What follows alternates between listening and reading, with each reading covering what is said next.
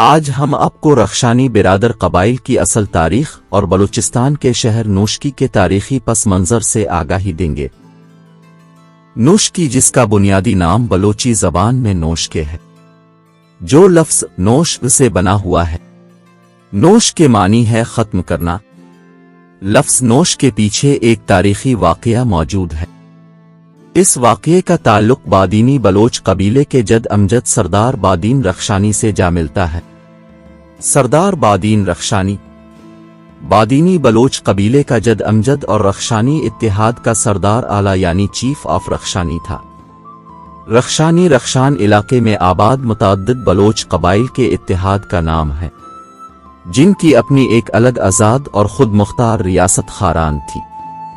جس کے حکمران نوشیروانی رخشانی بلوچ تھے، جبکہ رخشانی بلوچی زبان کا ایک بڑا لہجہ بھی ہے جو نوشکی، خاران، واشک، چاغی، پنجگور، تربت میں زیادہ تر بولی جاتی ہے۔ یہ واقعہ کچھ اس طرح پیش آیا صدیوں سال پہلے۔ سن 1445 عیسوی میں جب رخشانی اتحاد سے تعلق رکھنے والے برادر اقوام کے لوگوں پر امیر کابل مغل بادشاہ شاہ عباس کا نمائندہ شاہ ولی خان مغل، جو سرحدی علاقے پر گورنر مامور تھا اور اپنے اختیارات کا ناجائز فائدہ اٹھا کر رخشانی اقوام کے لوگوں پر ظلم و ستم ڈھا رہا تھا، جب اس بات کی خبر رخشانی اقوام کے سپہ سالار چیف آف رخشانی سردار بادین رخشانی بلوچ کو ملی، جو کہ ان دنوں واشک کے علاقے رخشان میں رہائش پذیر تھا، تو سردار بادین رخشانی اپنے قومی بھائیوں کی مدد کرنے نوشکے پہنچا۔ شورا وقت سے منسوب ہونے کی وجہ سے ان دنوں نوشکے کا اپنا کوئی تاریخی نام اور پہچان نہ تھا۔ سردار بادین اس علاقے میں پہنچتے ہی سب سے پہلے حالات کا جائزہ لینے لگے، تو سردار بادین کو اس بات کا بخوبی اندازہ ہو گیا کہ رخشانی اقوام کا مغل افواج یعنی ایک تربیت یافتہ ریاستی فوج کے ساتھ براہ راست مقابلہ کرنا مشکل ہے، کیونکہ رخشانی اقوام میں اکثریت کے پاس نہ کوئی جنگی تربیت تھی اور نہ کسی کے پاس کوئی جنگی اوزار اسلحہ تھا۔ موقعے کی نزاکت کو دیکھتے ہوئے سردار بادین نے اپنی عقل و فہم سے کام لیتے ہوئے ایک جنگی حکمت عملی کے تحت ایک منصوبہ بنایا۔ منصوبہ کچھ اس طرح تھا کہ رات کو مغل گورنر شاہ ولی خان اور اس کی افواج کو دعوت کے بہانے بلایا جائے گا۔ یہ دعوت برائے نام تھی تاکہ بغیر کسی شک و شبہ کے گورنر شاہ ولی خان کو اس کی افواج سمیت ایک جگہ جمع کیا جا سکے، اور گورنر کو یہ کہہ دیا گیا چونکہ ہم سب فوجیوں کو ایک ساتھ دعوت دینے کی استطاعت نہیں رکھتے، تو اب کے ہر فوجی کے لیے الگ الگ گھروں میں دعوت کا اہتمام کیا گیا ہے۔ سردار بادین رخشانی کا مقصد مغل افواج کو منتشر کرنا تھا تاکہ ان کا خاتمہ کرنا آسان ہو۔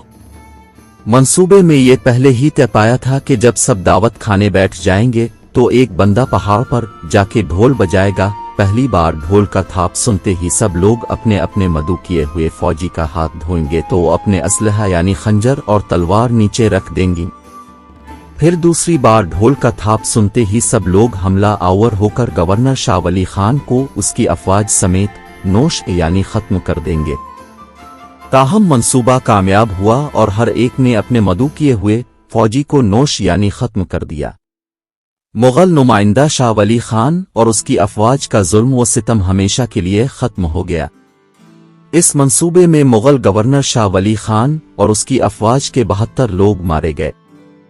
جن کی قبریں آج بھی نوشکے کے ایک مقام نوک جو کہ شاہی مردان کے قبرستان میں موجود ہیں، اور ان فوجیوں میں سے 2 آدمیوں کو جان بوجھ کر زندہ چھوڑ دیا گیا تاکہ وہ اس بات کی خبر امیر کابل شاہ عباس کو دے، اور ان فوجیوں کو زندہ چھوڑنے کا دوسرا مقصد یہ بھی تھا کہ اگر بعد میں امیر کابل کی طرف سے کوئی انتقامی کارروائی ہوئی،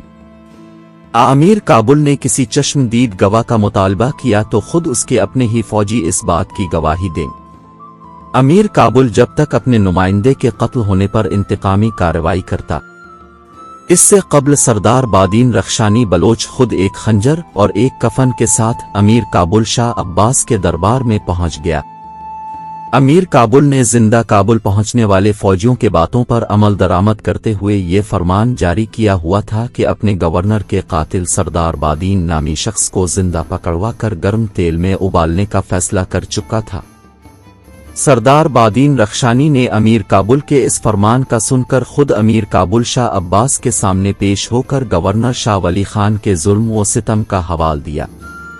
कि किस तरह अमीर काबुल की लाइल्मी में इसका मामूर करदा गवर्नर शाह वली खान अपने इख्तियारात का नाजायज इस्तेमाल कर रहा था। फिर सरदार बादीन ने अमीर काबुल से अपनी बातों की तस्दीक करने के लिए जिंदा छोड़े जाने वाले इन 2 फौजियों से भी पूछने को कहा और अमीर काबुल से कहा, इस्लाम में किसी के कौम वालों के साथ नाहक जुल्म व ज़ियादती की सजा मौत है, तो आपके गवर्नर के कारनामे भी कुछ इसी तरह थे। अगर मैंने ठीक किया है तो मुझे जिंदा अपने इलाके जाने दिया जाए, अगर गलत किया है तो मैं अपने साथ अपना कफन और ये खंजर लेके आया हूं। इब्तिदा में अमीर काबुल शाह अब्बास सरदार बादीन और गवाह की बातों से बरहम हो गया और फिर अमीर काबुल ने इस जुल्म व सितम के गुजरे हालात पर अफसोस का इजहार करते हुए सरदार बादीन रखशानी बलोच को ये यकीन दहानी कराई कि आज के बाद मुगल अफवाज इस इलाके नोशके में दाखिल ना होगी, बल्कि अमीर काबुल सरदार बादीन की फहम फिरासत यानी बगैर किसी लश्कर के फौज को खत्म करना और फिर बहादुरी के साथ काबुल दरबार में अकेले आने से इस कदर मुतासिर हुआ कि नोश के इलाका सरदार बादीन रखशानी को इसकी जुर्रत और बहादुरी की वजह से बतौर दस्तार इनाम में दे दिया।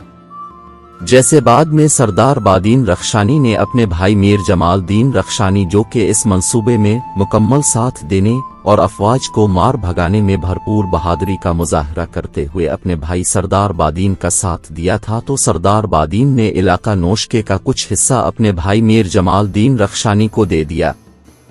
चूंकि यहाँ से सरदार बादीन ने जुल्म व सितम का बीज नोश यानी खत्म किया था, तो इस इलाके का नाम नोश से नोशके रखा।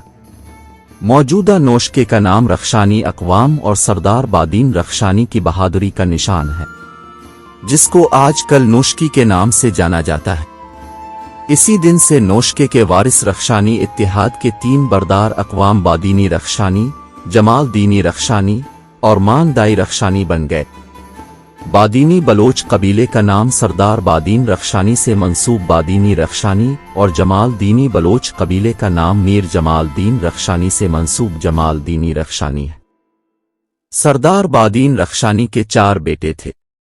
अपनी वफात से पहले ही सरदार बादीन ने अपने सबसे बड़े बेटे कमालान को अपना जानिशीन और अपने नाम पर बनने वाले बादीनी कबीले का सरदार मुकर्रर कर रखा था।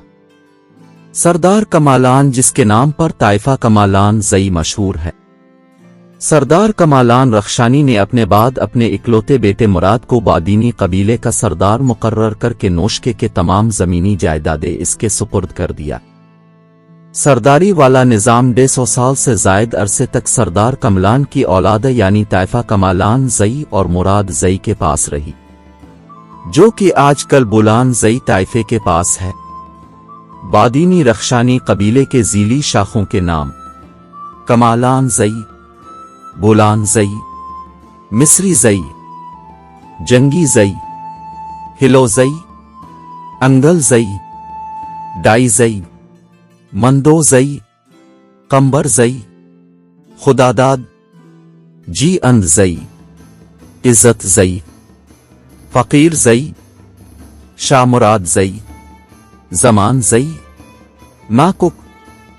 दश्त कानी, गोरगेज, हाजी ज़ई, भलगानी, नारोई, दीनार ज़ई, शेकर ज़ई बादीनी,